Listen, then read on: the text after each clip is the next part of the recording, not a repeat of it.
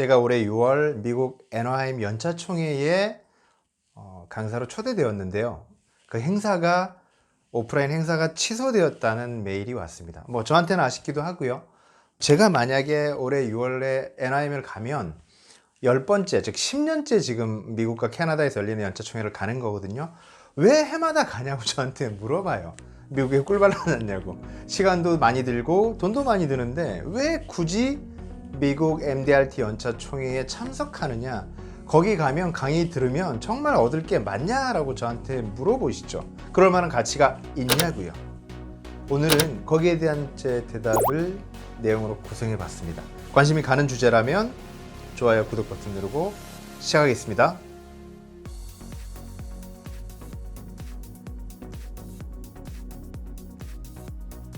여러분 안녕하세요. 세일즈 백문백답 오늘 53번째 시간입니다. 오늘 제가 준비한 주제는 바로 요겁니다. 해마다 MDRT 연차총회를 참석하는 3가지 이유. 제가 해마다 미국을 가니까 사람들이 저에게 정말 물어봅니다. 매년 그렇게 가는 이유가 뭐냐? 놀러 가는 거냐? 미국이 좋냐? 막 이런 것들을 질문하시는데 제가 왜 길을 쓰고 MDRT 연차총회를 갈까?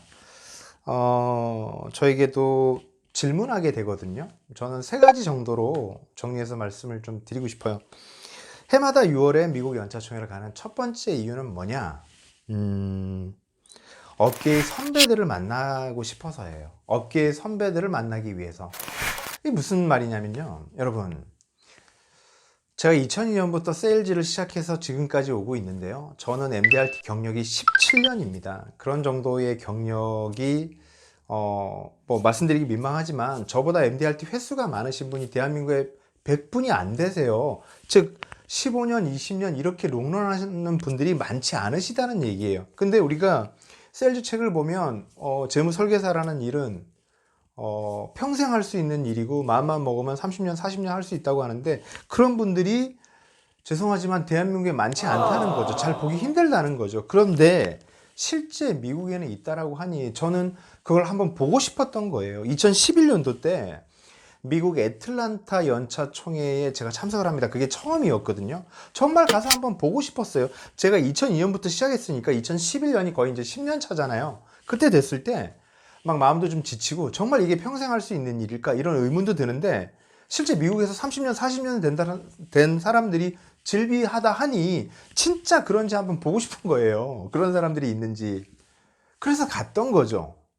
어땠을까요? 있더라고요. 정말 30년, 40년 된 사람들도 있고 자기 아들과 같이 2대째 하는 사람들도 봤거든요. 그리고 얼굴도 온화하고요. 멀쩡하고요. 그리고 그 사람들이 그렇게 잘난 사람들도 아니고요. 그런 모습들을 보면서 정말 오래 하는 사람들이 있구나라는 생각을 하게 됐죠. 그리고 그 강의에서 좋은 얘기들을 많이 듣고 느끼는 게 있어서 해마다 찾아가게 됐던 겁니다. 그 사람들을 작년에 봤던 사람을 또 보게 되고 또 보게 되고 반갑기도 하고요. 막 원활하게 대화하는 수준은 아니니까 뭐 그냥 얼굴 정도 보고 뭐 짧게 대화하지만 그 사람들을 보면서 느끼는 게 있죠. 30년 되셨구나. 40년 배지에 그런 것들이 있거든요. 그래서 그런 것들을 보면서 그런 모습들을 보면서 내가 오래 할 수도 있겠구나라는, 나만 할 수 있다면 여건은 충분히 되는구나 이런 생각들을 하게 됐죠. 두 번째 이유는 뭐냐? 아이디어를 얻기 위해서입니다. 강의를 듣다 보면요, 영감을 주는 강의도 있고요, 마케팅 아이디어, 세일즈 아이디어를 주는 강의들도 있습니다. MDRT 그 메인 무대의 강의들은 감동이 있는 분들이 많아요. 막 전쟁터에서 살아남은 사람, 사지가 없는데 자기의 인생을 극복한 사람, 뭐 다양한, 예를 들어서 뭐 허드슨 강에 그 불시착했던 그 기장에 이런 사람들도 와서 당시의 얘기를 설명하면서 자기의 어떤 감정을 전하기도 하거든요. 그런 분들도 와서 강의를 하는 무대가 바로 MDRT 연차총회 무대예요. 그런 강의장에서 제가 얘기를 듣다 보면 우리 업계와 관련된 제 아이디어를 얻는 경우가 많습니다. 제가 대학원을 가고 석사, 박사를 하고 책도 제가 3권을 쓰고요. 이랬던 것도 거기서 아이디어를 얻었던 거예요. 40 몇 년, MDRT 한 43년 정도 하신 분인데 자기 인생 커리어를 그렇게 설명하더라고요.